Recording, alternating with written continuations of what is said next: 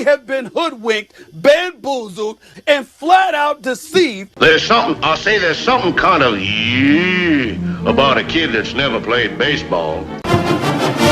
Make sure to listen to the Armchair Quarterbacks. Good enough for us down here in the bayou.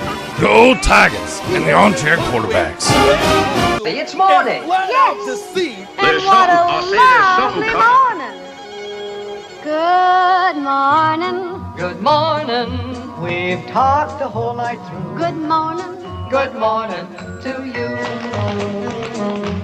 I pledge allegiance to the flag of the United States of America and to the republic for which it stands, one nation, under God, indivisible, with liberty and justice for all. So Jesse has this friend who doesn't blink when he's looking at me. And I don't want to be like Jesse, your roommate's a creep, but I swear I can hear him breathing in the closet while we sleep. And he's watching me with those eyes. And every time I spit my gum out, he collects it from the trash. How does nobody realize there's something wrong with Jesse's friend? Keep an eye on Jesse's friend. If I go missing, tell my mom where to look. Armchair.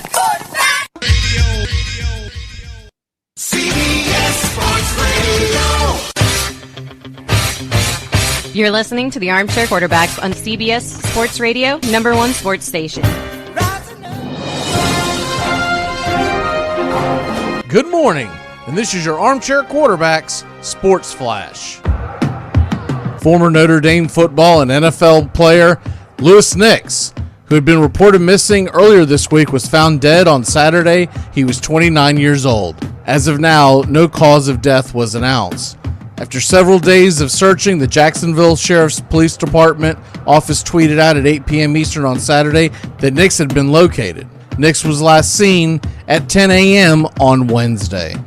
Texas Tech quarterback transfer Alan Bowman announced his decision to go to the Michigan Wolverines on Sunday.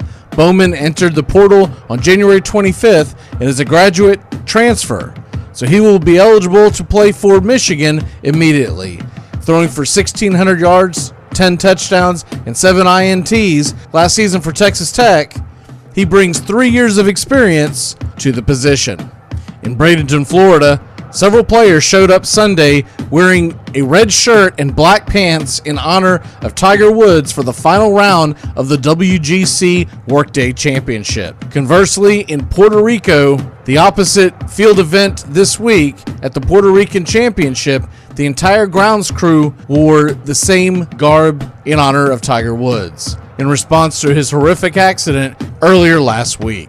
Spring training got rolling yesterday. Every team in action, and they're back at it again today. 1:05 Eastern, the Atlanta Braves and Boston Red Sox are scheduled to be on the MLB Network. Other games at 1, Baltimore at Philly, Detroit at New York, Houston, Washington, Minnesota, Tampa, the Mets and Miami, Pittsburgh at Toronto. At 3:05, you've got Reds, Oakland, Colorado, LA, Kansas City, Cleveland, San Fran, Texas, Chicago at the Angels, Cubs at San Diego, and Milwaukee at Arizona. ESPN plans to broadcast 2 mid-afternoon games the next couple of days as well. And that's your Armchair Quarterback Sports Flash. Stay tuned for more of the Armchair Quarterbacks radio show and YouTube Live. Please like, subscribe, and share our show today. The Armchair Quarterbacks, your first choice for sports talk live from the First Coast.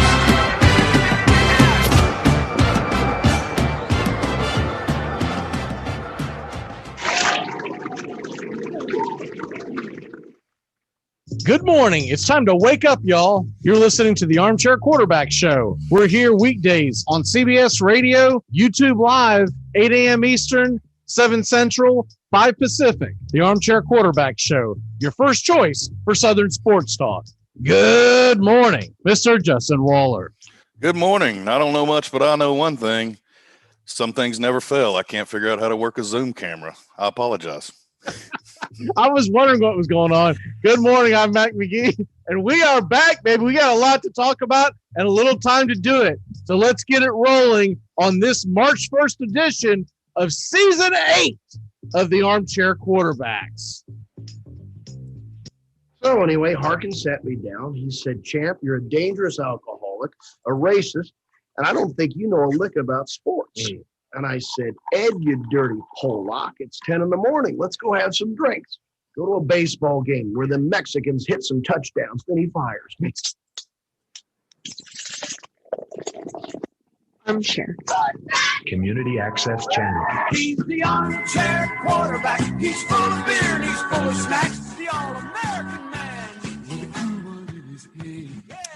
Hey, howdy, hi. Top of the morning to you. Welcome to the Armchair Quarterback Radio Show. I'm Mac McGee, and Justin Waller is here. You just can't see him. Not 100% sure what's going on with his video. Justin, how are you, sir?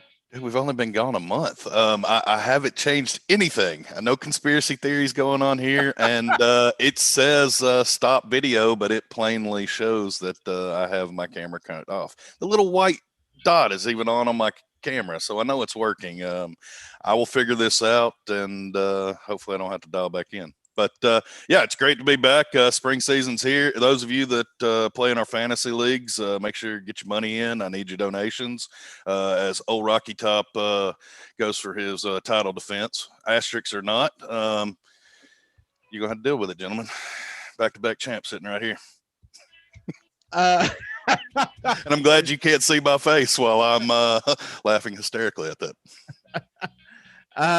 Man, I cannot wait for fantasy football.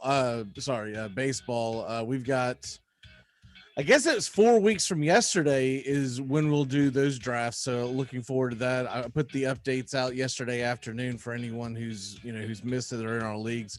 Check the league page. Just a couple of things that are changing, nothing major, just minor things to try to deal with the whole COVID thing. We are adding one pickup a week because that and the other major thing, Justin, is the fact that if you didn't see the update, when you pick up a player, you pick them up on that day. So in other words, if you pick up a guy on Wednesday, you're not picking him up for him to recycle into your lineup on Thursday. You'll be able to, if you pick him up at 4:00 in the afternoon on Wednesday, you can start him in a 5:05 game that Wednesday evening. So did that because of the nonsense that's going on with COVID, and you just don't know if teams are going to get shut down, if players are going to get shut down, and how that will go about. I hope they do a little better job this year. Just speaking Major League Baseball, to hell with the fantasy part of it. I hope Major League Baseball does a little better job this year of not shutting teams down for 2 to 3 weeks because of a COVID positivity, right? We had the Marlins, we had the Cardinals, and I feel like I'm forgetting one, but where they just went on for 2 or 3 weeks and they had to turn around and play a ridiculous amount of double headers to make up for the games. I think with the vaccine coming out, that's going to be brought to a halt. They'll probably still err on the side of caution to a degree. You might get a cancellation here and there, but I hope it's not to the point of what we saw just 5 months ago. What is your best guess on that? That I left you high and dry. I'm trying to figure out this camera, and now I'm completely reeling, and I apologize for that, sir. Well, if it makes you feel any better, because of the Florida pollen that gets in the air, that's really bad. If no one who's ever lived here before, and I've for whatever reason I've got bad allergies to it, so my eye is like super dry, my eyelid, right? So I had to put some ointment on it this morning, and now I can barely damn see out of the eye. So we're about even, man. You can't be seen and I can't see. So well, and I think I just put it all together. What's actually happened here? My camera's gone kaput on the laptop, so it's going to be an external camera or a new laptop. We had a tumble back on my I guess it's been the last week of the show, and traveled down to Savannah, and old knucklehead me, been 20 years since I carried a backpack, forgot to check the strap before you go pulling out of the vehicle, and the strap kind of gave way, and laptop went strolling through the parking lot. So I guess we have found what I did do to my computer. Gotcha. Well, I will get this fixed this week. At least one good thing is, what that means is if you can just turn off your video altogether, because what it does is the Zoom keeps popping over to you and you're not there. So, but anyways, I have it turned off now, and it's supposedly has my profile picture. I don't know if it's showing up or not on your end or not. Yeah, it's kind of a mess. I'm going to have to fix that because we don't really want, I don't know what the hell Zoom's doing, but we don't want the view to keep changing. The view's supposed to be all of what we got going on, but whatever. I'll check it in the actual YouTube page to see if it's what I'm seeing or if it's no. I think it's okay. Never mind. I think it's okay. It's another view that I have. I had to add a different camera because when I would talk to y'all, my eyes would keep jetting over to the right of the actual monitor. So I put a webcam in front of me, but so I wouldn't keep wanting to look over at y'all because it's just natural to want to look at who's talking to you and vice versa. I've got a camera or I've got a monitor below me. So we have figured that out and have had a terrible beginning to our show. So nothing's changed since early February. I mean, you didn't think we took off to get better at technology, did you? We definitely didn't go to any kind of IT camp over the last 3 weeks.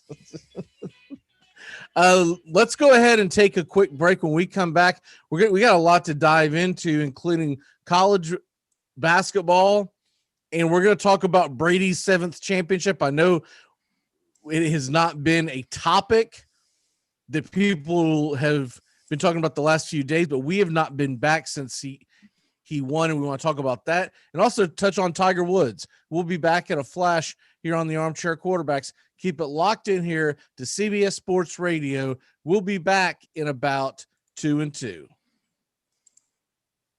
We live in a world now that welcomes and nurtures the screwball in all of us. Hey, it's a new decade, people. Time to get a little nutty. Treat yourself to Screwball Peanut Butter Whiskey, a smooth flavor that combines two of America's favorites, peanut butter and American whiskey. So no more social awkwardness. Time to embrace who you truly are. Get out there and make friends. And be sure it starts with Screwball Peanut Butter Whiskey. It's available nearly everywhere. Learn more at screwballwhiskey.com. Infidium Spirits. Please enjoy responsibly.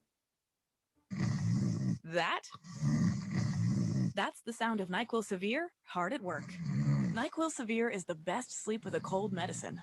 No tossing and turning, just rest and recovery. So you're ready to take on tomorrow.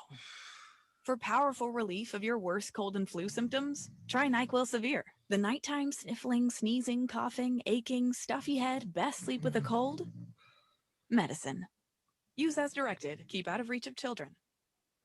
Make contact. A collective psychosis is sweeping the nation. We're in the thick of the haze craze, and Elysian is introducing an altered state of IPA.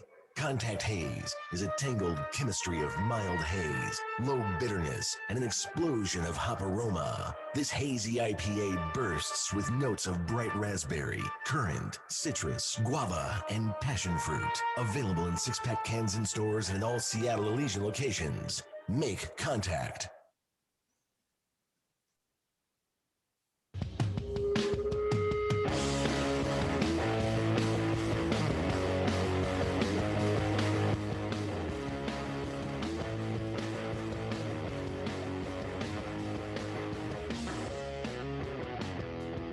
Welcome back here to the Armchair Quarterbacks as we try to figure out electronics one more time. Justin Waller is here with me, has camera issues, but he is here with us in voice and in spirit. Justin, Tom Brady got his 7th. I can't believe I'm ever saying this in my lifetime. Tom Brady got his 7th Super Bowl championship. I remember when Montana got his 4th And I thought that was absurd. And him tying Terry Bradshaw, I thought that was the pinnacle anyone could ever reach, because there was always turnover on rosters, and especially in the event of when NFL went into full free agency mode and went into salary cap.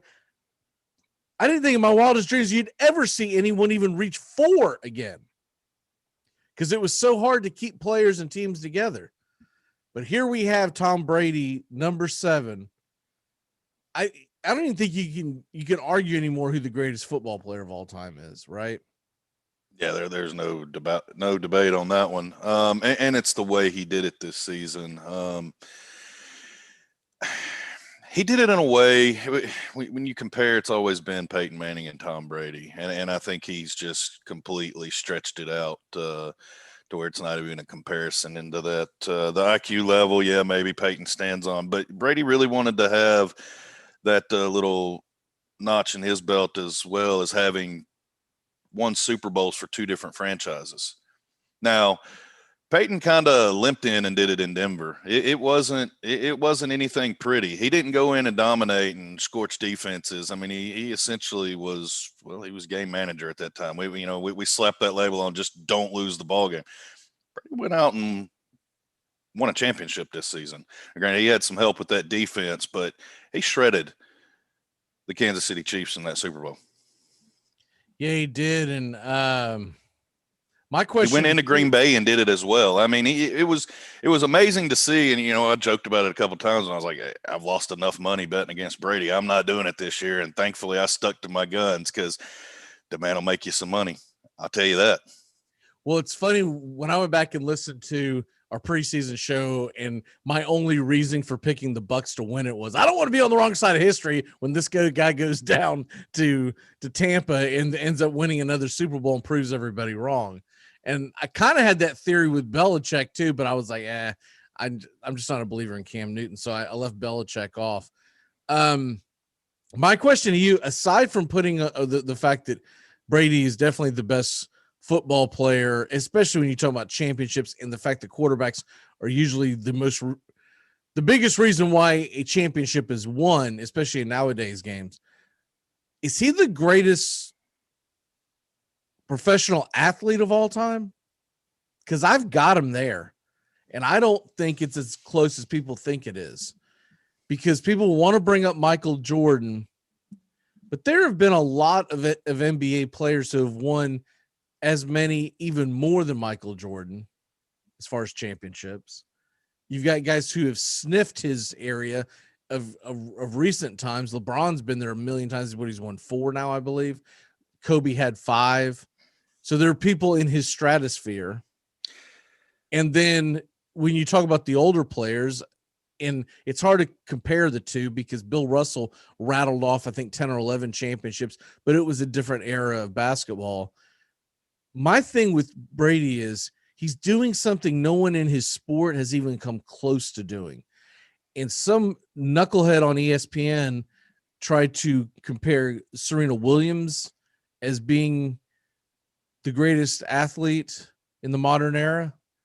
And I'm sorry, but it's not comparable, because when these tennis players go on runs, they're usually so dominant that they get the multiple championships, the Federers, the Serena Williams, even you go all the way back to who she's trying to chase right now to tie, Margaret Court.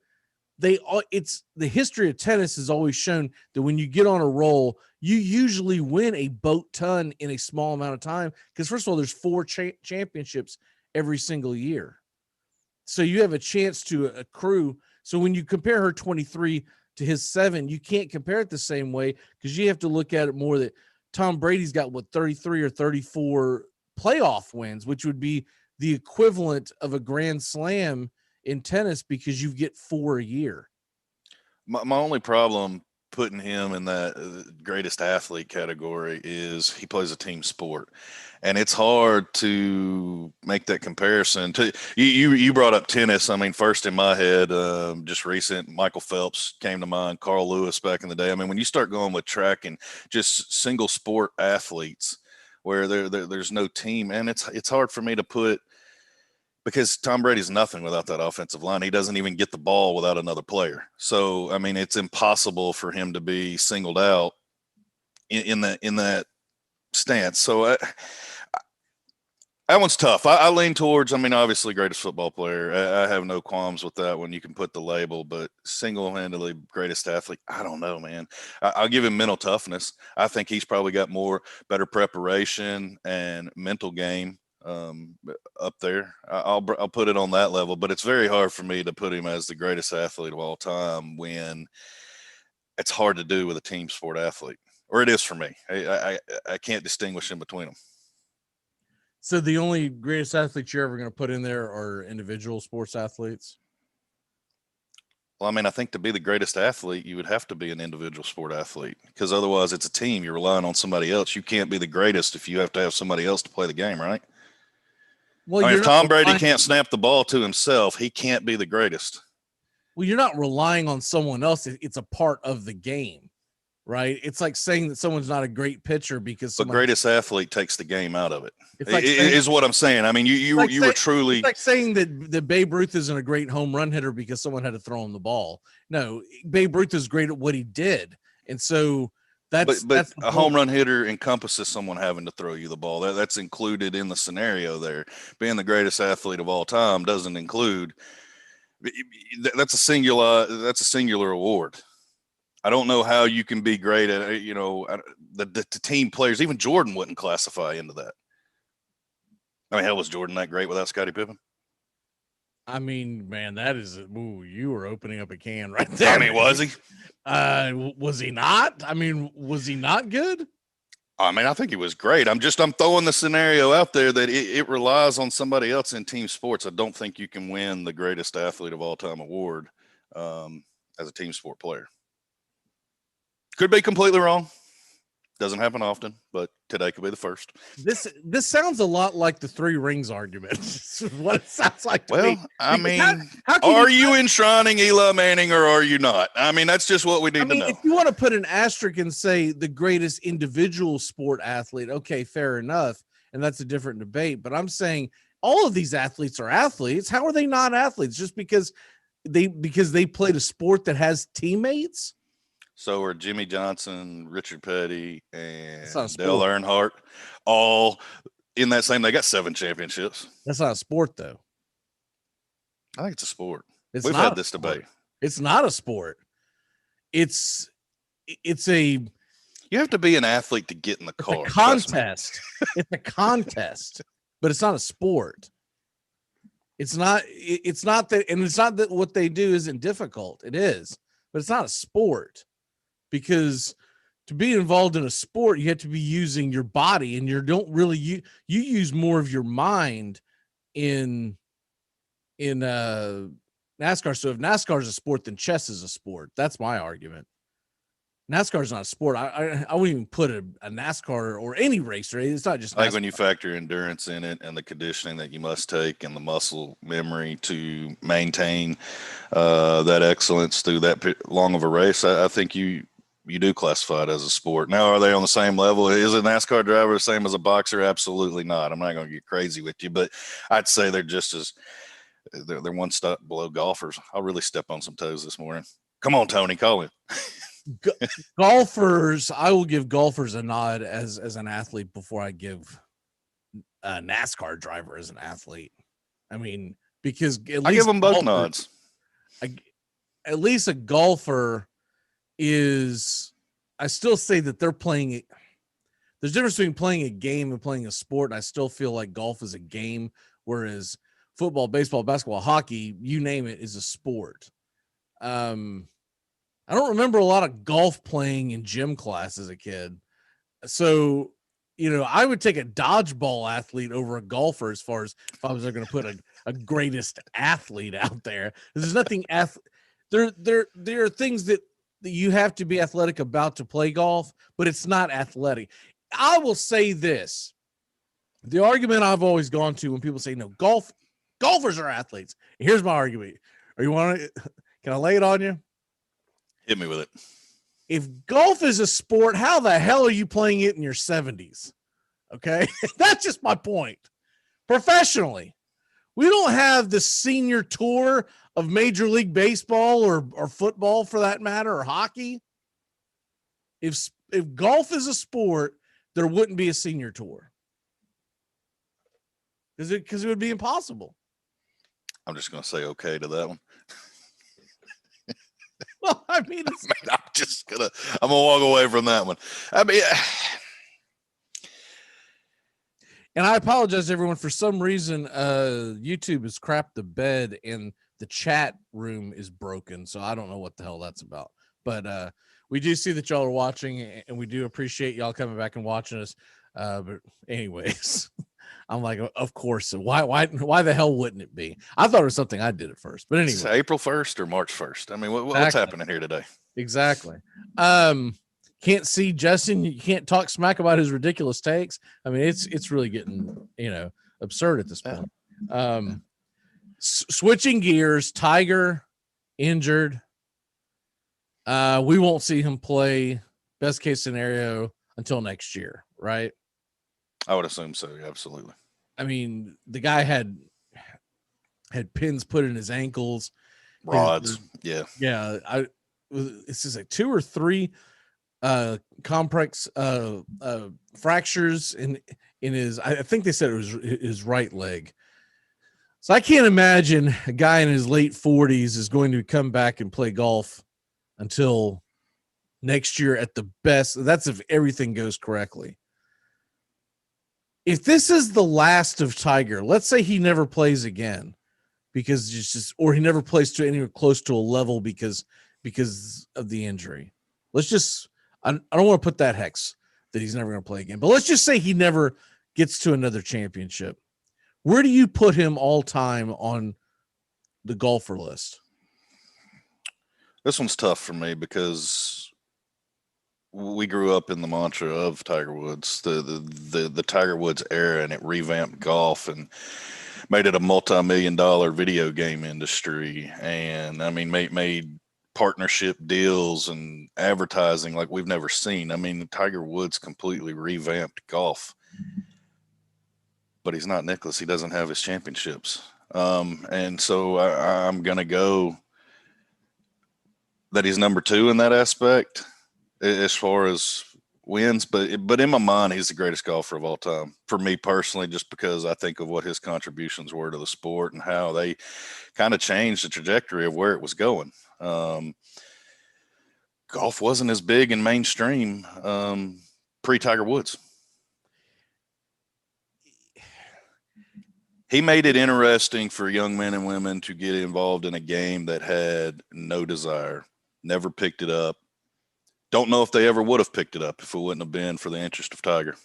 And then he just kind of, when he brought his modern athlete to the golf world, the I'm going to out-train you, out-mental you. I mean, he completely changed his entire routine for what, and then you saw all the golfers started taking note. And then now you got guys driving the ball. I mean, 400 is probably a stretch, but I guarantee they're doing it. I mean, they're just gripping it and just crushing it. We're seeing things that we've never seen done to a golf ball before. And it's because everybody is that elite supreme athlete, and he turned that corner and made golf a relevant sport in that matter is where I'm going with that. Oh, the thing about Jack Nicklaus that I don't think a lot of people realize, because especially people that weren't alive back then, but I grew up in a household where my grandfather was a big golf historian. So I followed it, even though it didn't become my favorite sport. He loved it and he loved watching it. And so I guess I followed it a little more than your average Joe at that time. Right.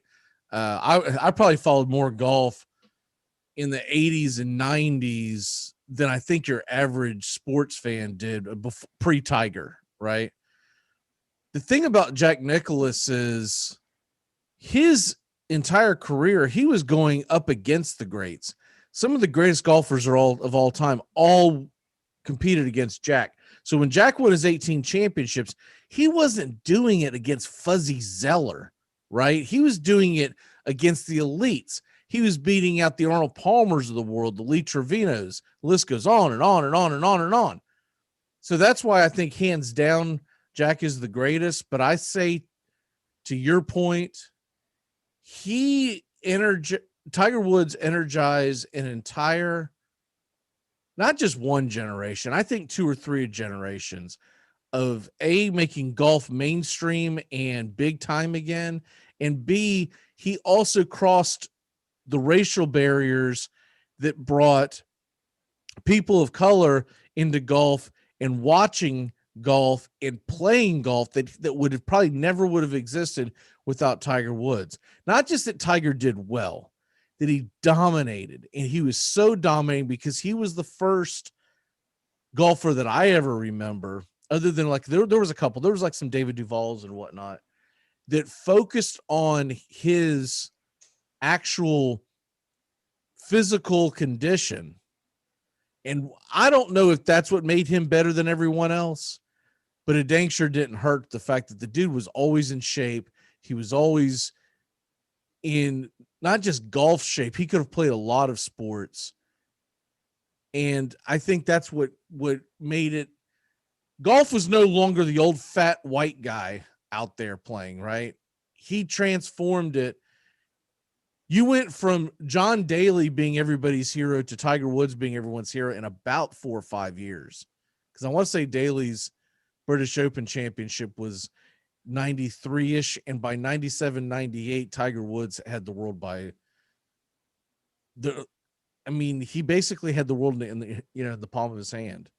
And we can argue all day how much better he could have been had he not gotten messed up, about a decade ago or so. But still, the guy rattled off 15 titles now. That's pretty special. And conversely, when we were just talking about tennis, that doesn't happen in golf. Normally, if a guy has 5 or 6 major wins, he's considered one of the greatest of all time, right? Because it's that hard. And usually there's not that big of a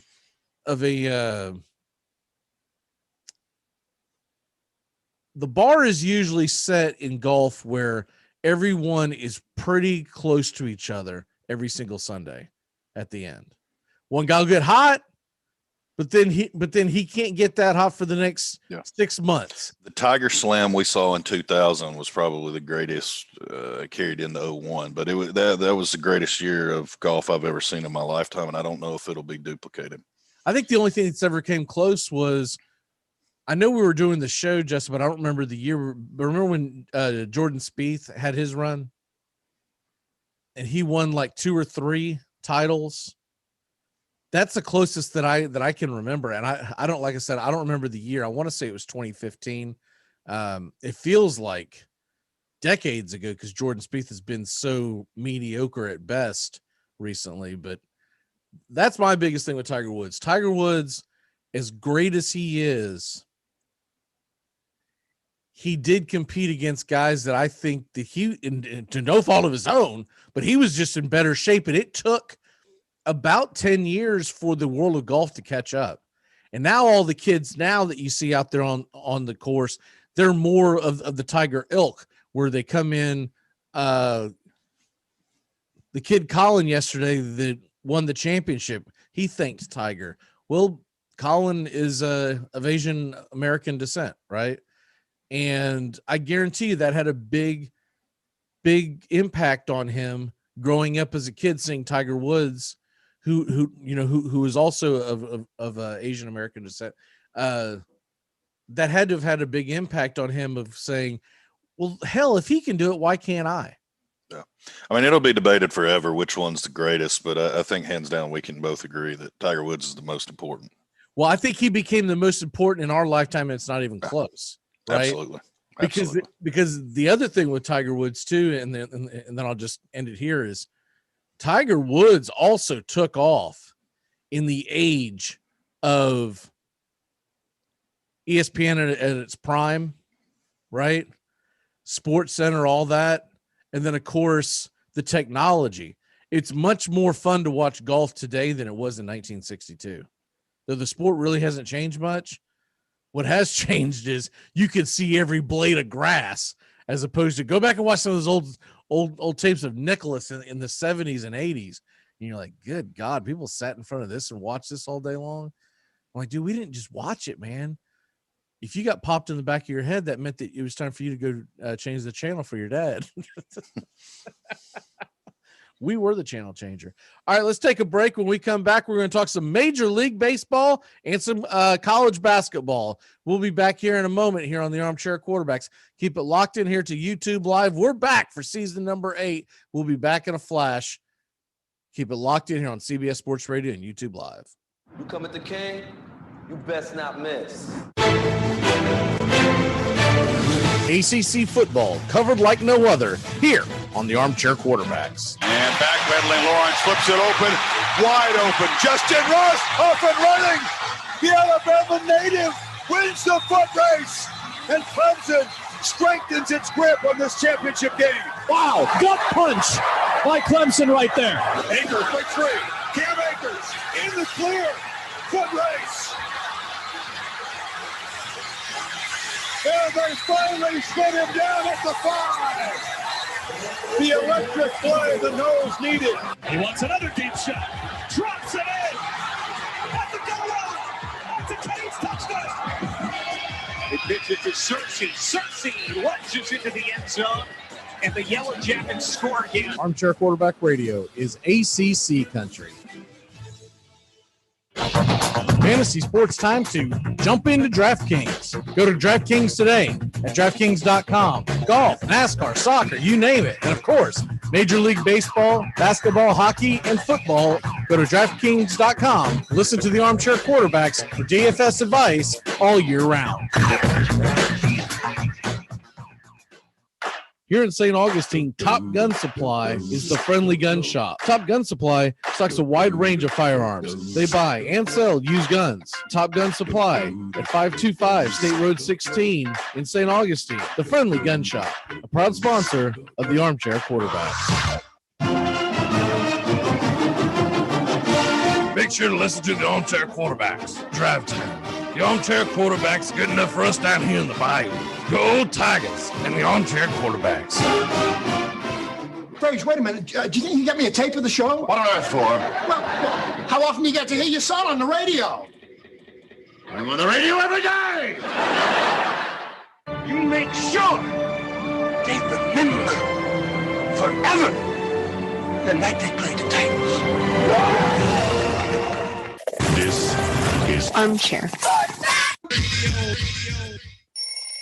Good morning. Good morning. Good morning. Good morning. It's time to wake your sleepy head. Wake up, y'all. It's time to get up with the Armchair Quarterbacks.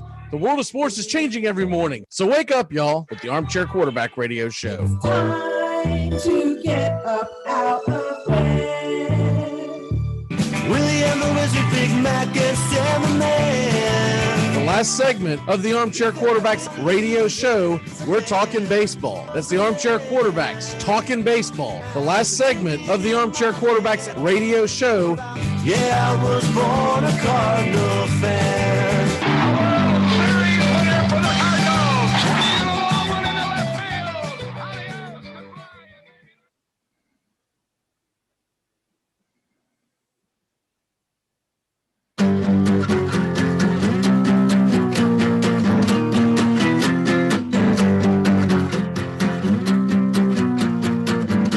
Welcome back into the Armchair Quarterbacks.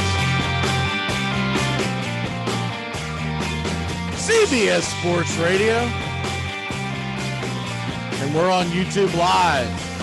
Find the Armchair Quarterbacks today on YouTube Live. Would like to thank everyone for coming back and watching us and listening to us today.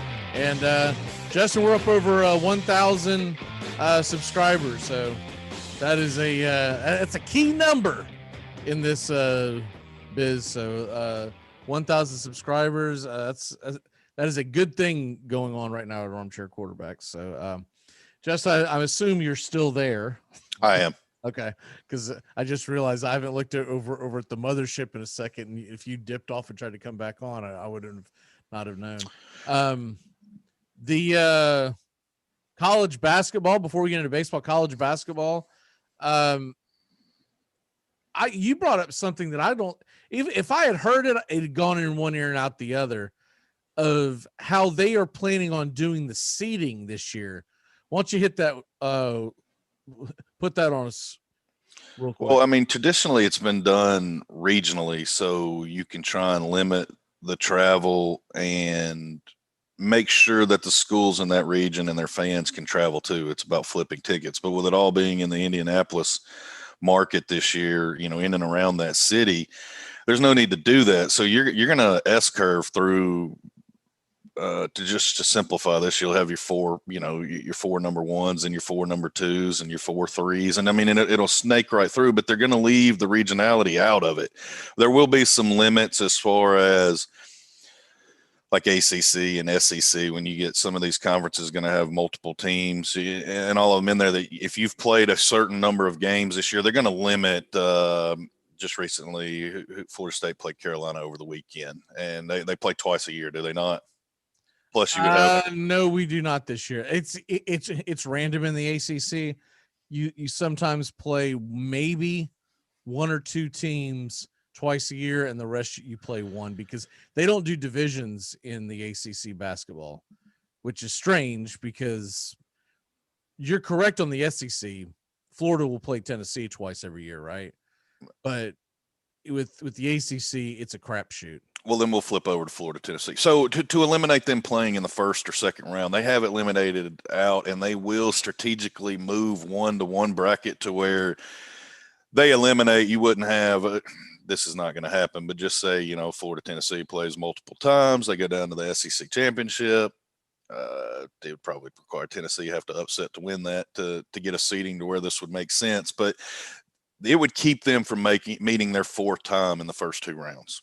That's the only thing regionally that they're going to limit, is multiple teams playing that have already played multiple times this year. So it should create some exciting new matchups that we typically wouldn't see, because Kentucky's not going to go out west and be in a bracket that's going to ever see Gonzaga. It's not happening. Not until late. Who knows? If Kentucky somehow finds a way to work their way in, you might see some matchups you've never seen before. Kentucky's going to have to get real damn hot. They're going to have to get hot and win tournament. They're going to have to win the tournament. That's their only way to get in, because Kentucky is atrocious this year. But I get what you're saying. Right now, I've got the brackets in front of me, the bracketology. These are the predictions. They keep going up and down. One still has Florida State on the 2 line, but I think the loss to North Carolina last weekend would knock them down to the 3 line. I think Florida State would have to finish out strong, and that meaning that they'd have to get pretty deep into the ACC tournament as well. I don't know if they'd have to win the ACC tournament, because they're probably going to win the regular season. But if they win the regular season, let's say they get to the ACC championship game, they will probably get a 2 seed. I think 1 seed is now off the board because of that loss. But what we have here in front of me, let's see if I can find Tennessee. It's kind of goofy the way they set this up, so it's not really – okay, here we go. Right now, this is from CBS Sports. They have the University of Tennessee as a 7 seed in the I don't know if these the West bracket, I guess, is what you would call this, because they don't have it numbered as that. I think what they're doing is, as opposed to giving names like East, West, North, South, it looks like that they're giving what do you call it? The way CBS has it on here, and I don't know if this is just CBS doing their thing or if this is the way it's going to be, but they have like corporate sponsors on these brackets names. So I'm a little confused by what CBS did here, because I've never seen it other than North, South, East, and West. But in the West bracket is what I will call it, because I'm not sure what this one company even is. So I'm not going to give them free pub. Because if they cancel cultured us again, then I don't want anything to do with them. You got Gonzaga as the 1 seed. And the way they have this out right now, Justin, is that Tennessee would be a 7 seed. They've been on a slide here recently, so that's why they've fallen to 7. and they would be playing Wichita State, the 10 seed, and would get the winner of the Iowa Eastern Washington game, which by the way, Iowa's gotten really hot recently and is they beat Ohio State yesterday. They've really added to their resume. Your other 1 seeds right now are Michigan, Illinois, and Baylor. And for Florida State fans and Alabama fans, this is an interesting one, Justin. They've got Florida State as the 3 and Alabama as the 2 seed. And Alabama, if it went chalk, Alabama would play Wisconsin in the second round. Florida State would play Oklahoma. So those would be pretty good matchups as well. Yeah, I'm excited to see how they break these out and who gets what regions. And they got Florida as a 6 seed right now. Probably be a little higher come then. Possibly, because they're playing pretty well right now. They're playing pretty well. Tennessee's not. Tennessee might be – 7 might be generous. They could be an 8 or a 9 by the time this week is over. And Florida could be a dark horse to win the SEC tournament. I still think Alabama's playing above and beyond anyone. Oh, I'll tell you the other team I like in the SEC to go pretty far this year is Arkansas. I think Arkansas's got a phenomenal team. I tell you what, if Alabama baseball comes out and dominates the SEC this year, I want a full-blown investigation. That's all I got to say. A full-blown investigation. I find it interesting that they have North Carolina in right now. Did you see Roy Williams' comments after they lost on Thursday night to Marquette, which Marquette is a basketball school. Everybody knows that, but they're having a bad year. Did you see those comments? I did not, but my first question is, why are they playing Marquette in the middle of conference season? Was this a rescheduled game or something? They signed it up. It was almost like to put it in football terms, it was like a BYU Coastal Carolina thing. Where they just signed it because North Carolina had some games that were canceled and they were trying to add to their resume. Marquette upsets them. Okay. And Roy Williams after the game sitting in the press conference goes, well, hell, if I knew they were going to beat us, we never would have scheduled them. That's obvious. He said, if I knew they were going to beat us and I thought we could beat the Los Angeles Lakers, I would have had LeBron James come over here and play us. He said, but that's not logical. He got kind of pissed and he walked out of his little Zoom conference thing. And he ended it with something to the effect of, and if North Carolina fans aren't smart enough to figure that out, then I don't know what the hell to tell you. That is just phenomenal. Let's switch gears a little bit because we'll get more back into this basketball. Man, I am so excited that this is the last week of regular season college basketball, and then we get the conference tournaments. I want to say conference tournaments are actually starting later this week. I'm just excited we're going to have March Madness. I feel like I know I was going to ask you. The SEC tournaments in Nashville this year, are they letting fans in there, I assume? I'm assuming they're going to let a small percentage because they're opening up for hockey games slowly but surely. So, and there's slowly but surely shows and venues that are coming back. So I would assume, but I have no idea on what scale they're going to allow this because they've got to be careful with it because Big Blue Nation comes down here and just shuts Broadway down. I mean, I don't know that they will do it and travel that deep in with the season that Kentucky's having, but you just don't let 1 or 2 Kentucky fans in. I mean, they bring them all, and they literally take over Broadway. So I don't know how they're going to handle that because if you open and you let 1,200 in, well, you've got 30,000 sitting outside the building. So I don't know how they're going to facilitate and what they want to do with that. Where it might just be a safer thing to just, hey, we're not going to let them in. Yeah, me personally, I think they'll let them in. I think for the bar owners, they're going to have everybody downtown. I hope they open it. So are they letting fans into the Preds games? Yes, we're about 20% total. Okay, so if you're letting him in for the Preds games, there's no reason why you can't let him in for the college basketball. I guess the only difference would be the fear that people would flock from all over the country. I think that's it. Just the high volume and the fan bases, you're pulling in. I mean, you're going to have Tuscaloosa rolling heavy this year. You've already got a heavy Alabama fan base in the mid-state area, and then Kentucky's just a phenomenon when they travel like that. Anybody that's never been able to experience, you should check out an SEC tournament. It's a pretty fun week. I'll tell you what's phenomenal is it really strangely since about January 21st of this year, the coronavirus has really started to taper off. Is that not weird? Yeah. A lot of other things that we probably shouldn't mention, but things are non-existent now. Life is better. The flu's down 96%. Here we go. Okay. Switching gears to Major League Baseball before I get us in trouble. Before I get a talking to from the top heads. Drew Smiley. No. Dude, Kyle Wright, did you see? We're back to this crap again. Did you see his line yesterday? I did not see his line, but I seen that he was debated. 1 innings. Okay, so 1 1/3 innings. 4 earned runs. Yeah.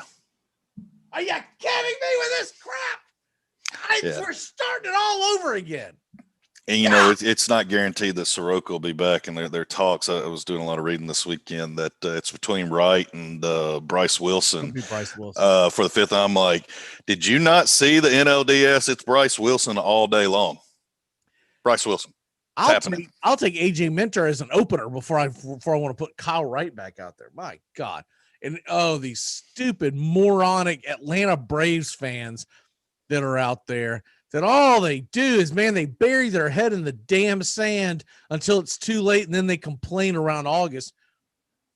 All I read this weekend was, relax, it's just one game, it's beginning of this. You're acting like it's Game 7 of the World Series. No, remember, that jackass couldn't get us to Game 7 of the World Series because he got lit up himself in the playoffs. He's terrible. There's nothing good about Kyle Wright. Once you get one time through the lineup, and evidently, Justin, he didn't even do that. Once you get one time through the damn lineup, he gets annihilated. And what they're doing at this point is they're just lowering his draft stock. His trade stock. God, trade him to anyone that'll take him. Any young team that goes, you know what, we want a project. We think we can fix him. I call it, go Colby Allard his ass. Just send him. Go. Bye. He actually hasn't done bad for the Rangers. No, he hasn't. But at least we got value, to your point. You've got to get the value. You're going to have a Luke Jackson on your hand if you don't. Let's say you trade him to the Rangers, okay? That's not a terrible trade for the Rangers because I don't know what you could get for him. But what my point is, he could learn over the next few years how to pitch in the Rangers organization. The Atlanta Braves are they are no longer a division contender. They are a World Series championship contending team this year. Are they the favorite? No. We know it's the Dodgers. We know it's the Yankees. The Padres are probably high on a lot of people's lists. But the Braves are in that mix. You don't have Kyle Wright's pitching for you. You think there's a Kyle Wright on the San Diego or Dodger rotation right now? No, there's not. If there is, that dude already knows that he's not breaking with the team. It even gets worse when you go head-to-head against the Padres and you're looking as contender versus contender, and you're like, yeah, we got Kyle Wright and we lost Mark Melancon. Oh, wait, you picked him up? Good job, San Diego. Exactly. I did not like the Mark Melancon not getting redone, but we'll see. I'm worried about the back end of that bullpen. Who's going to be your number one closer now? I think he was on like $3 or $4 million too. It's like, what? And how much are we paying Drew Smiley? 11. Dude, how much are we paying Luke Jackson? Like 1.5 or something like that? I told you, man. He's got a picture of Snit with something. I don't know. About got us in trouble. Something. He's got a picture of Snit is what he's got. Oh man. And then my other concern. Now, by the way, I don't know are you working from home today? I am. I have great news for you, sir. At 1:00 Eastern, 12 Central, and Major League Baseball Network, your Atlanta Braves will be playing the Boston Red Sox. Well, that's good. Hey, Timus, takes that L today, buddy. We're not going to get many Braves games on because they are in. So what they've done, they basically put these teams in a pod. The Yankees announcer was talking about it yesterday, where it's like the Yankees, I think they've only got 3 other teams in their pod. And anyways, that's all they'll play this entire spring training, right? The Braves are in a pod with 4 other teams. I'm going to try to remember it off the top of my head. I know it's the Red Sox, and then obviously yesterday we played the Rays, Pittsburgh, and I'm forgetting who the last team is. But anyways, long story short, you're only going to play about 4 teams, and Tampa never broadcasts any of their games in spring training, nor does Atlanta. So you're at the mercy of the Red Sox and the Pittsburgh Pirates, and I wish I could remember the third team, but you're at the mercy. The Twins. So the Twins do broadcast a lot of their games. I remember that from last year. You're at the mercy of those 3 broadcast networks. Braves will broadcast like 1 game or 2 games in spring training. That's the same thing that Tampa Bay does. It's pretty stupid Tampa Bay doesn't do more because they're in Florida. But yeah, I'm a little upset with old MLB TV over this. They got them another victim yesterday, as I didn't read the fine print and got all excited about preseason games being on MLB TV. Go ahead and sign up today. Yeah, $130 later plus tax. It's select preseason games. Select. Didn't even get to watch the game I wanted to watch, and won't be able to watch this month. So I have prepaid for. But the one thing I will say, it's not their fault. It has to be televised. If it's televised, MLB.TV will show it. But these teams don't bring their camera crews down there. I understand it for a lot of them with the pandemic, right? But what the hell are you doing, Tampa? Christ, you can't put the. You're probably like right down the street from your camera crew. Yeah, I was gonna say you didn't travel. I mean, you're literally in state. Send 3 guys with an iPhone down there and just broadcast it. I don't care. I just want to see it. I kept catching put a damn GoPro on the catcher. I mean, let me see something. I kept catching a broadcast clips yesterday of the Rays, and literally, dude, there was a guy with like an iCam or something, because you only got the view, and this is the worst view there could be, the side view of someone batting. So all you see is the bat connecting, but you have no idea where the ball went. That's it. It was like sitting at home plate, but to the side, so you could see into the dugout. And they go, hey, so-and-so who did this. And like, I'll have to take your word for it, because all I see is a swing and the guy running. And then he leaves the picture and you hear clapping. Like, you think it's like a 5-4 blowout ball game, and it's just in the 4th with a no-hitter. Just loud pop flies. Exactly. It is that time of week again. Sorry, dudes are out there. Justin, what do you got before you have to run? Mine just goes to the fantasy league. Sorry, dude. I'm going to enjoy winning again this year. So take it. I hope Doug heard that as he's joining the show. Mine is for the Atlanta Braves fans. Sorry, dude. It looks like their spending is done. And what's dumbfounding, we'll get into this tomorrow, Justin, on the free agents that are still out there, but there's still some relievers. By the way, Kipnis and Jake Lamb being added to the bench over the last few weeks. We'll talk more about that tomorrow, but I think that's a good deal for the Atlanta Braves. You got anything else today? Just the Philly fans on ruffle their feathers. Sorry, dude. You're going to be bottom of the East again this year. Joe Girardi can come on MLB and tell me he's got all the arms in the world in that bullpen, but it's not happening, buddy. It's not happening. My last one for this week, CBS television. Sorry, dude. Those Masters ratings are going to suck without Tiger. You better hope he's back by next year. So I don't care if he's 60. People will still watch Tiger play the Masters. I don't know how much intrigue there's going to be for the Masters with that old Tiger Woods. What's your walk-off for the day, sir?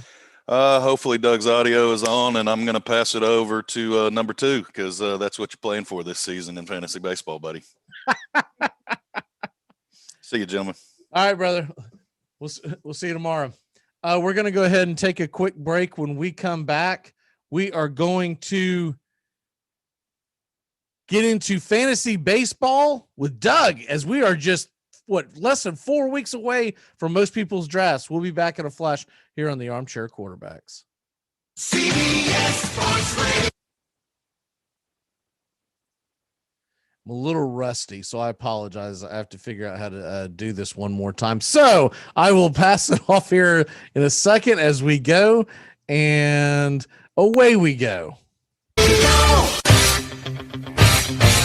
You're listening to the Armchair Quarterbacks on CBS Sports Radio, #1 sports station. Good morning, and this is your Armchair Quarterbacks Sports Flash. Former Notre Dame football and NFL player Louis Nix, who had been reported missing earlier this week, was found dead on Saturday. He was 29 years old. As of now, no cause of death was announced. After several days of searching, the Jacksonville Sheriff's Police Department office tweeted out at 8 p.m. Eastern on Saturday that Nix had been located. Nix was last seen at 10 a.m. on Wednesday. Texas Tech quarterback transfer Alan Bowman announced his decision to go to the Michigan Wolverines on Sunday. Bowman entered the portal on January 25th and is a graduate transfer, so he will be eligible to play for Michigan immediately. Throwing for 1,600 yards, 10 touchdowns, and 7 INTs last season for Texas Tech, he brings 3 years of experience to the position. In Bradenton, Florida, several players showed up Sunday wearing a red shirt and black pants in honor of Tiger Woods for the final round of the WGC Workday Championship. Conversely, in Puerto Rico, the opposite field event this week at the Puerto Rican Championship, the entire grounds crew wore the same garb in honor of Tiger Woods in response to his horrific accident earlier last week.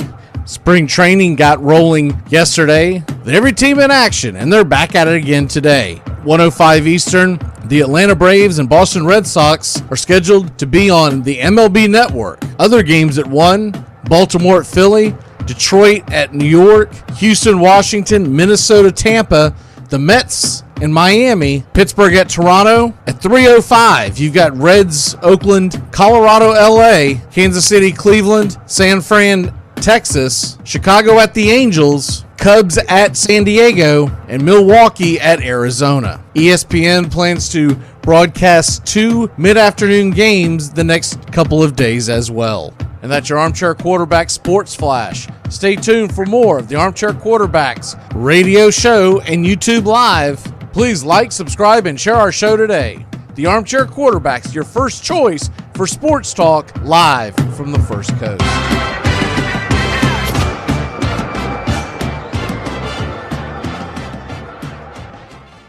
Tom has been a teacher for over 40 years. One day, I think one of the students had asked the question and he didn't remember the answer. And I also noticed that he was letting his class out earlier than they were supposed to let out. I was really starting to worry. Levi and I talked about how it would change our lives, but he was there beside me. When something feels different, it could be Alzheimer's. Now is the time to talk. Visit alz.org/ourstories to learn more. A message from the Alzheimer's Association and the Ad Council. At Shell, we know from the time you get up to the time you wrap up, good night, there's a lot of meetups, eat-ups, and hurry-ups. So come to Shell and get 3 things done at once. Fill up with Shell V-Power Nitro Plus to help keep your engine running like new. Save up with the Fuel Rewards program and never pay full price for gas again. And snack up with in-store rewards to save even more at the pump. Make the most of the stop you need to make with Shell. And engines that continuously use Shell V-Power Nitro Plus premium gasoline. See full terms and conditions at fuelrewards.com.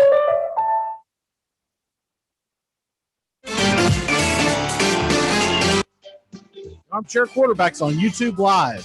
We cover Braves baseball, Red Sox, Yankees, Rays, Cubs and Cardinals, and the rest of Major League Baseball every day. Subscribe and like us today. Your first choice for sports talk, live from the First Coast.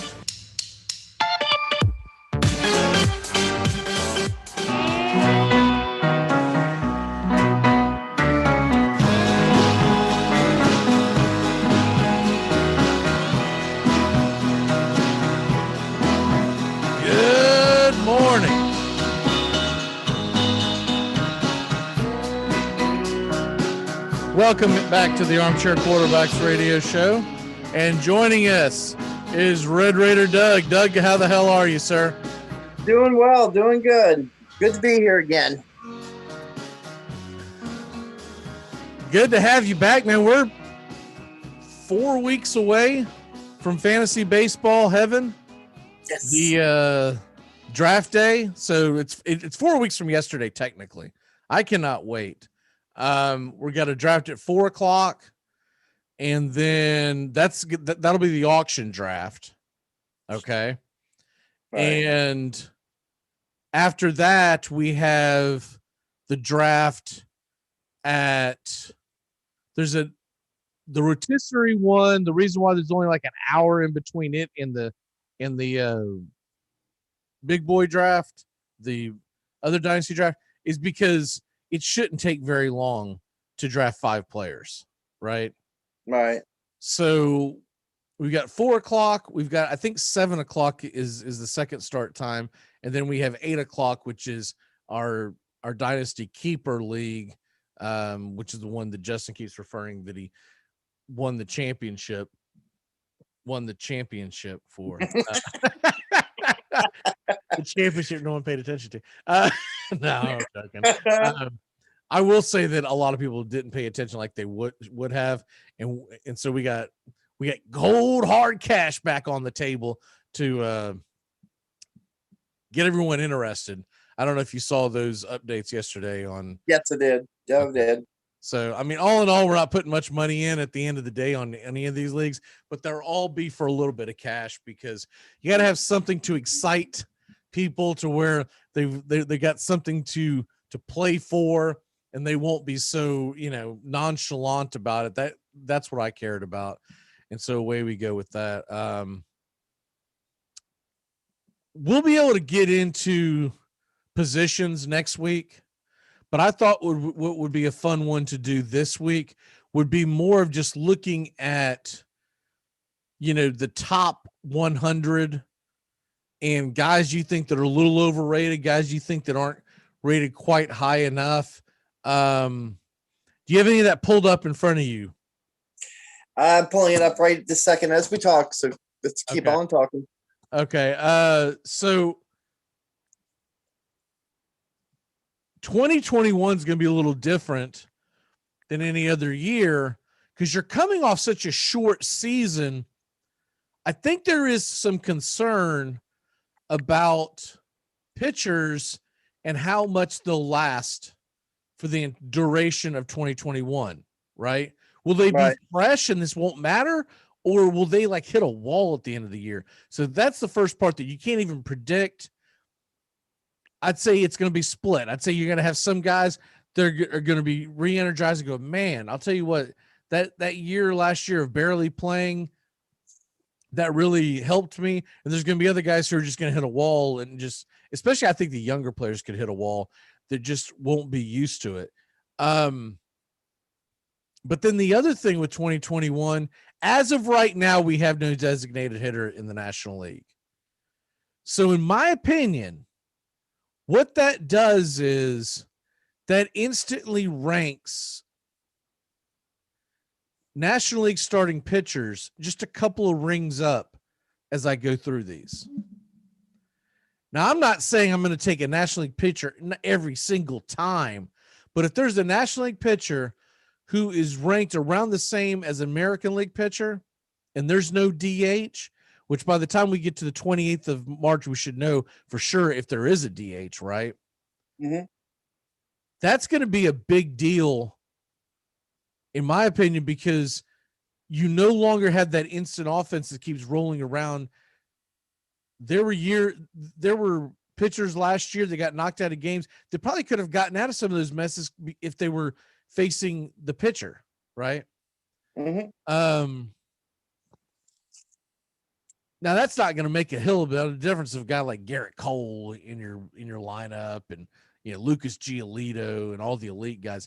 But I'm saying when you get down towards the bottom, I'm trying to find a good example. Here's a good example. You've got Andrew Heaney and Marcus Stroman Heaney of the Angels, Stroman of the Mets, and they're ranked on top of each other, 191 and 192 in the breakdown I'm looking at overall. I would take Stroman over Heaney just because Heaney's going to go up against the DH. Although Stroman's going to be in a very difficult division, it's not like there's a bunch of slop out there batting in the American League West. So that's the kind of stuff that I'm looking at. We're going to get more into this with Steven tomorrow, but let me ask you this. Number one with the bullet. Let's say this is a brand new league. You're going in and it's just your typical draft league, right? Right. Would you have, I'm going to name the top 5 that I see right here.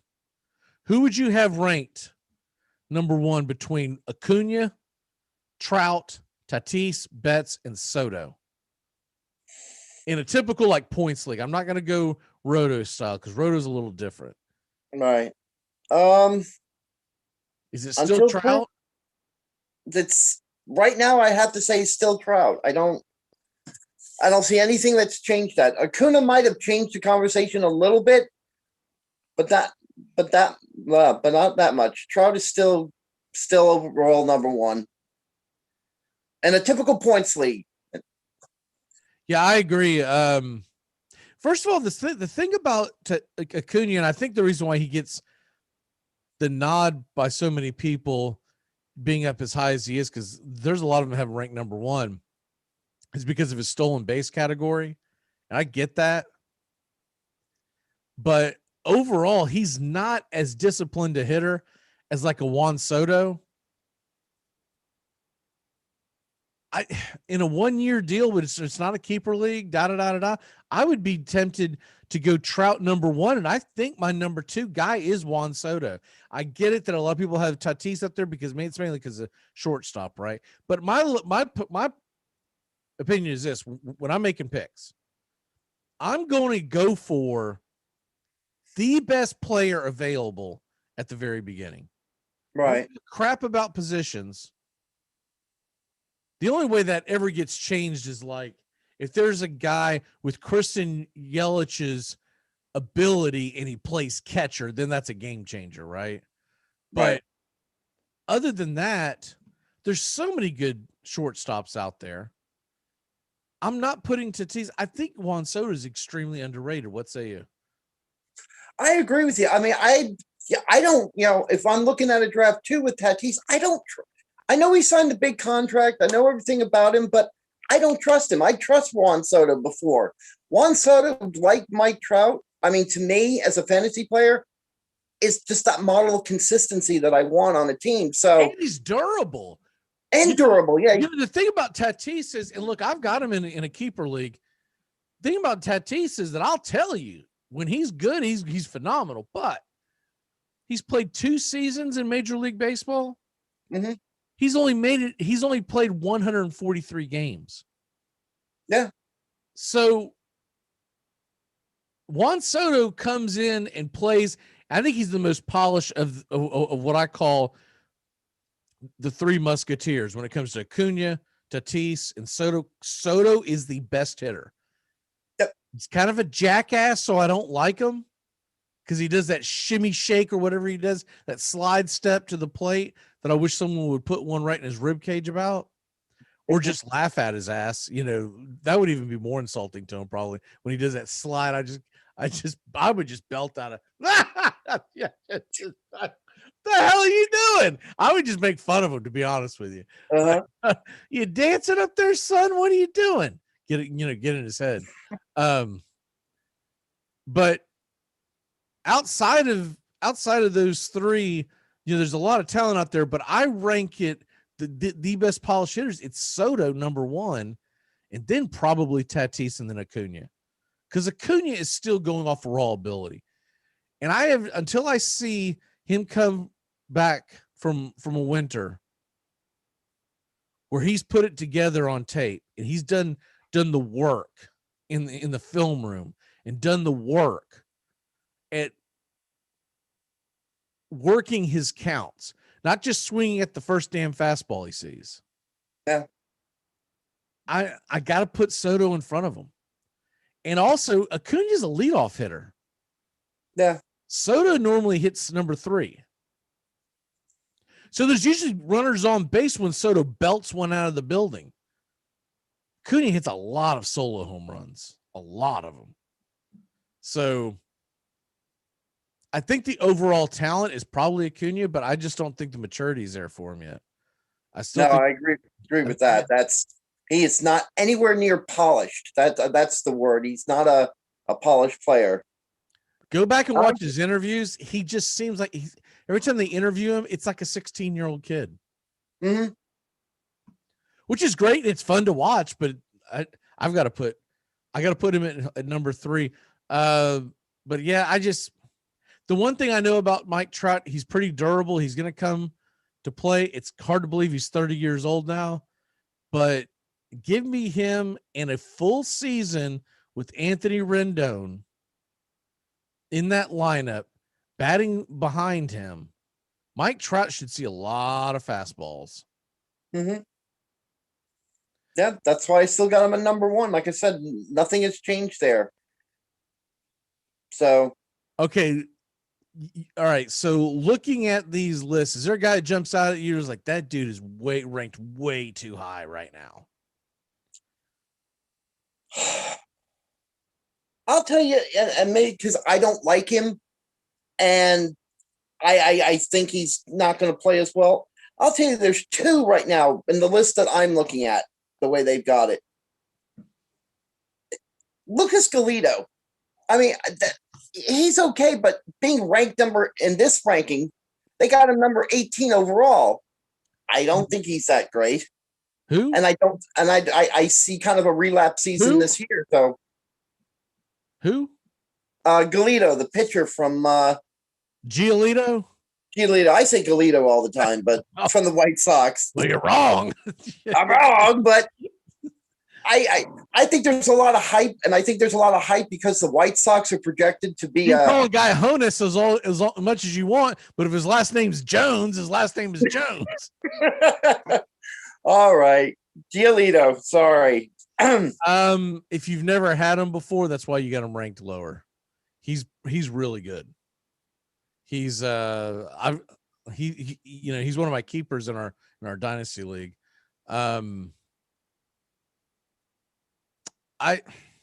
He's 22nd on the list that I'm seeing. And I'm trying to find a pitcher that's around in his area that's below him. See, Trevor Bauer is 27th. I will say this, because Giolito's in the American League and Bauer's in the National League, I would probably have Bauer ranked a little. The only problem with Bauer is, man, this guy has not done it year in and year out. He basically came onto the scene a couple of years ago and had a phenomenal year last year in a pandemic shortened season that, oh, by the way, they only played the NL Central and AL Central. So this year we're going to get a better litmus test of what Trevor Bauer really has done, because he's not going to sit there and just mop up stats against the Tigers every day, right? Right. But I could probably be talking to, if it's not a keeper league because of age, I would probably take Bauer over Giolito. I could see that. Yeah. Because he's going to be in the NL West. It is a pretty sloppy division. Once you get past San Diego and LA, you got Arizona, who's decent, but man, Colorado, San Francisco, those aren't offenses that anyone's scared of. Yeah. I'll tell you a guy who I think is overrated this year, and this might shock you, but Marcell Ozuna. I've got him at 31 here. Mm-hmm. I'll tell you why.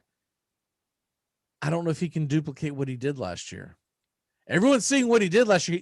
He almost won the Triple Crown. Right. He was top 3 in all 3 of the stats. He's not going to do that again. He caught lightning in a bottle. It paid off for him.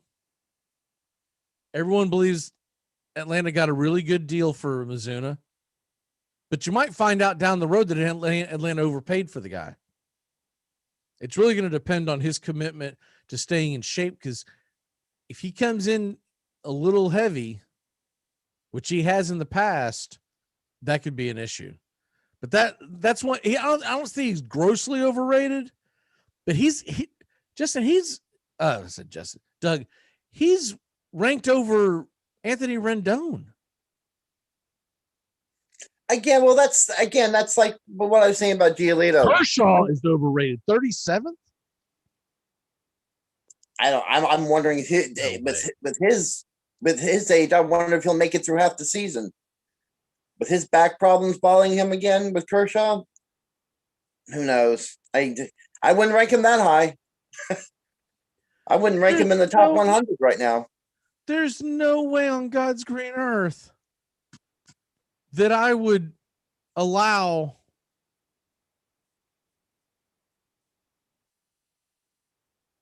Clayton Kershaw to be on my team before, and these are guys that are projected below him. George Springer, DJ LeMahieu. That's insane. Even Aaron Judge. I know he's had his injury history, but Blake Snell. I'd take Blake Snell before I took Kershaw, just because the injury issue. Mm-hmm. I think Brandon Woodruff is probably a better pitcher than him.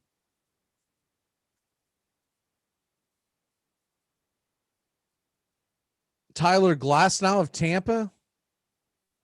Steven Strasburg is ranked below him. Yeah, I don't understand that at all. Strasburg is expected to be ready to roll by the beginning of the season, right? I know he got hurt last year. They shut him down, but I don't think he's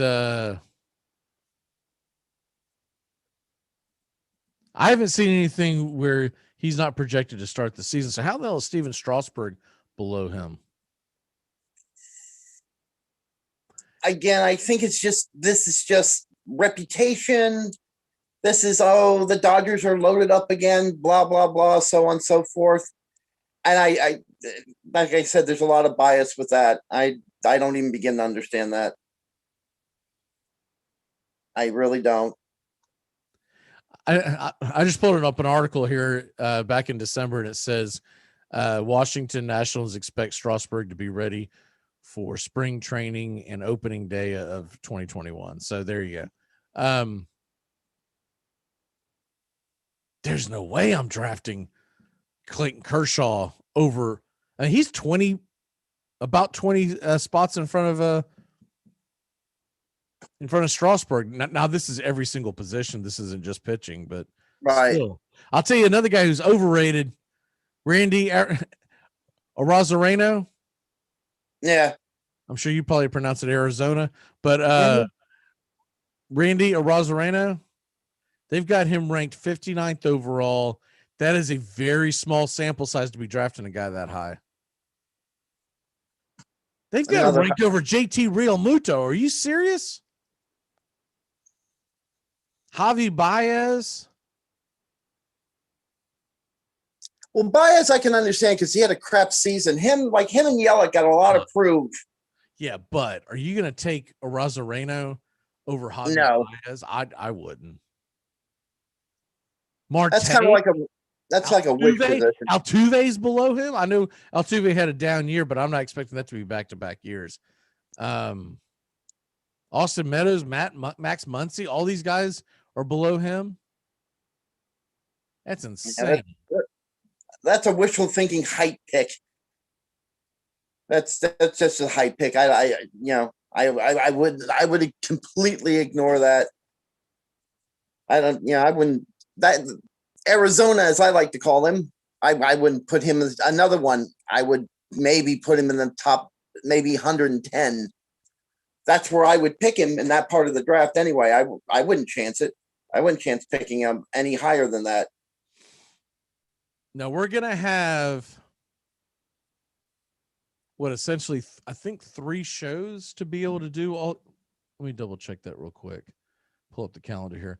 We'll have we'll have 3 shows to do all of our breakdown rankings. So I'll go ahead and throw the assignment on you so everyone knows what we're going to be doing next week. Okay. Next week, we will talk strictly our rankings of outfielders and starting pitchers. Okay. That'll be next week. All right. And so after that, we'll finish it off with infield, and then probably at the end we'll do catchers and relief pitchers. But we're gonna have to kind of squeeze them in because you know we have so little time before the draft. But that's where we will start off with next week, because there are some intriguing players on these lists, and in your heart of hearts,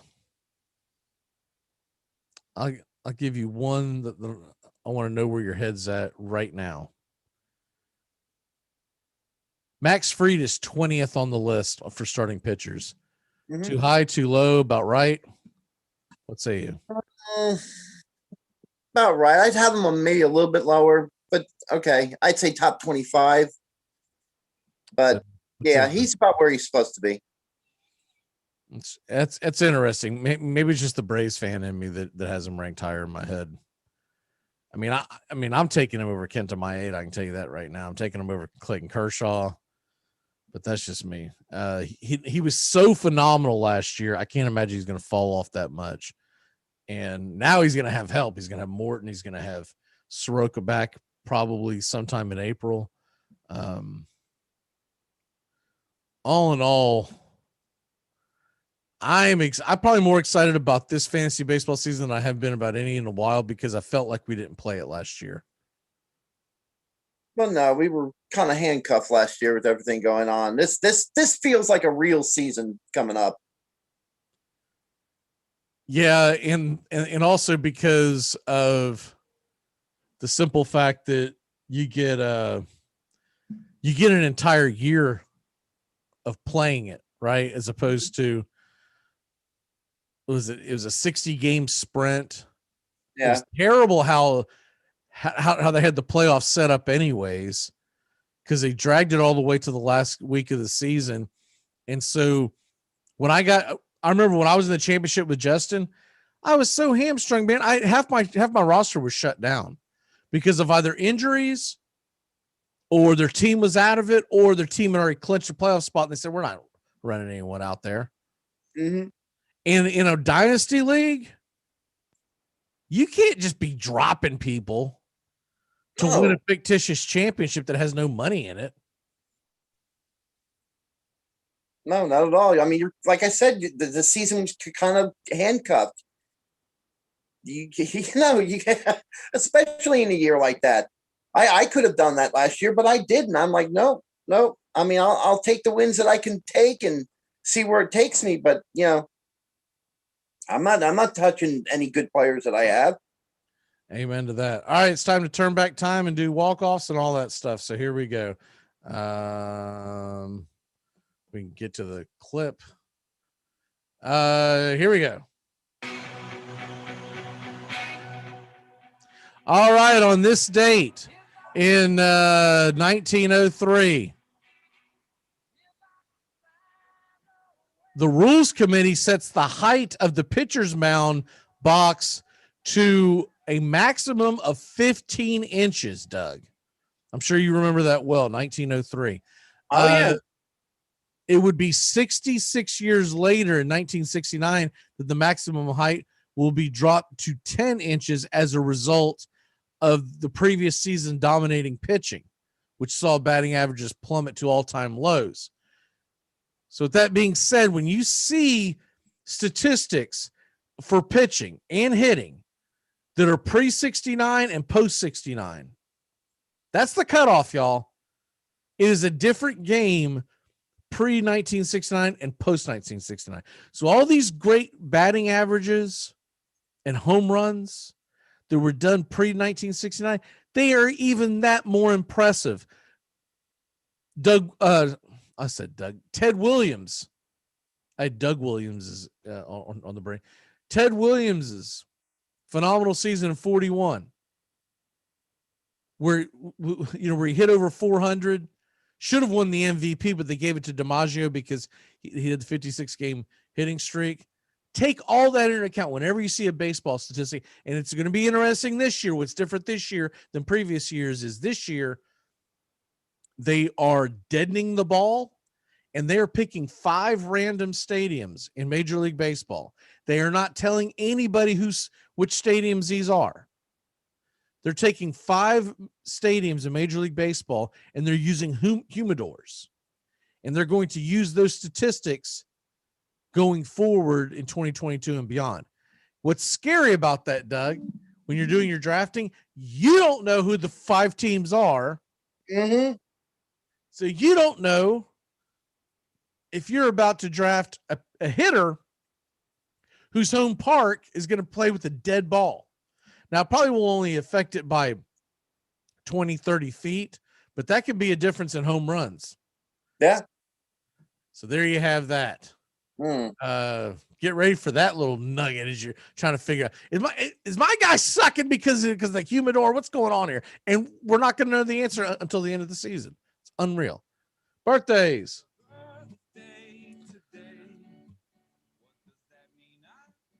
This man was born in 1926, no longer with us, but I still felt like it was a shout out we've never done before on the show. Pete Rozelle would have been 94 years old today. Of course, he died back in 96. But Pete Rozelle was the NFL commissioner.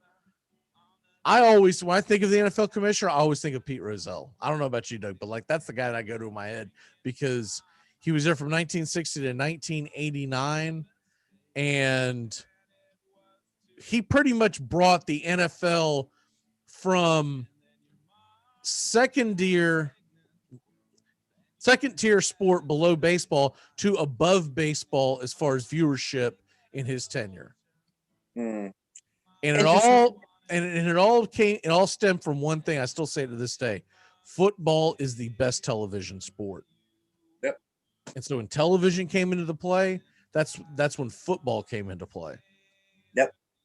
If you go to a football game, it sucks compared to watching a baseball game live. But if you're sitting on the couch watching a game, football was made for television. That's all it is. And we'll throw one more happy birthday. How about we pick someone who is actually alive for a happy birthday? Trevor Cahill. Remember him? Oh, yeah. He is, wow. He's 33 years old today. Major League Baseball pitcher. I don't think he's in the league anymore. He might be on some kind of a minor league. I remember a couple of years ago the Braves had him on a minor league deal. And he came in and pitched a little bit. Also, Tyreek Hill. Ever heard of him? It's vaguely. He's 27 years old today. So happy birthday to him from Lauderhill, Florida. I don't think I knew he was from Florida. It should make sense though when you're that damn fast. Of course you're from Florida. What is your walk-off for the day, sir? Walk-off today is with spring training. The fact that with the Yankees signing Kluber, I want to see how healthy he will be. He's not scheduled to play, but if Kluber is anything like he was between 2014, 2018, with him and Garrett Cole on the same team, that could be an incredible pitching team this year. And I just want to see how healthy Kluber is going into spring training. That's my takeoff so far. My walk-off is 1:00 Eastern today on Major League Baseball Network. I'm going to be working, but I'm going to have one eye on the TV. That's for sure. The Atlanta Braves are going to be playing the Boston Red Sox, so I cannot wait for that. That is just going to be a lot of fun to finally see the Braves on television again. And then I believe I know there's a 4:00 Eastern game, but okay, yeah, it's the White Sox and the Angels. So that should be a lot of fun.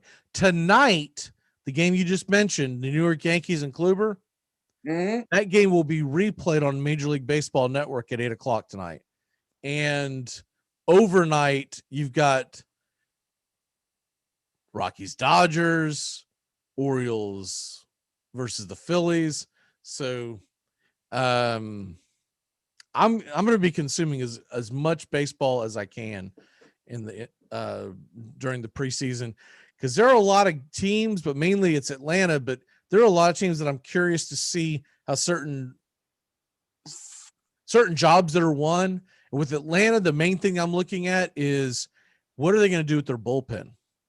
With Boston, I'm interested to see how they're going to fill out their rotation. Because, by the way, another walk-off, then we're leaving. Jeff Passan, you're a jackass. I mean, I say that lovingly, but you're a jackass. Because yesterday he sends out a tweet that says Bryant traded from the Cubs to the Red Sox. What? Did I stop scrolling? I was like, what? How's this not a bigger deal? It'd been posted for like 7 or 8 minutes. I was like, it's not flashing across any screen. Then I go back and read where he retweeted that tweet, or quote tweeted, I guess is what they call it. It's a kid named Zach Bryant that was traded to the Red Sox, and he was the player to be named later in the deal that the Sox and the Cubs had last year. Oh. You cannot say Brian is traded from the Cubs without using his first name unless it's Chris Bryant. If it's not Chris Bryant, you have to specify what Bryant was sent. I think he did it to screw with people, though he says he didn't. I think he did.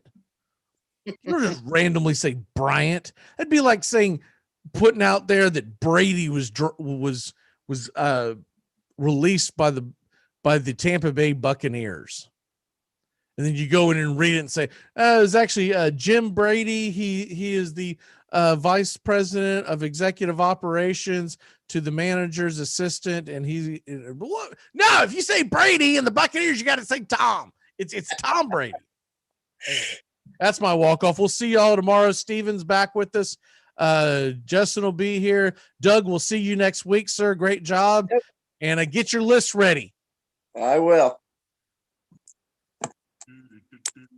Goodbye, sweetheart. Well, it's time to go. We're back tomorrow with another show. Well, unless we're fired, we'll talk to you then. Goodbye, sweetheart. Goodbye. Goodbye. Guys and gals, it's time to go. We'll see you on the next show. Same bat time, same bat channel. Thanks for listening to the Armchair Quarterbacks on these CBS Sports affiliates and catching the show on YouTube Live. We're here weekdays, 8 a.m. Eastern, 7 Central, 5 Pacific. Find Armchair Quarterbacks on YouTube Live today. Please subscribe and share and take us everywhere you go. The Armchair Quarterbacks, your first choice for Southern sports talk, live from the First Coast. Gonna get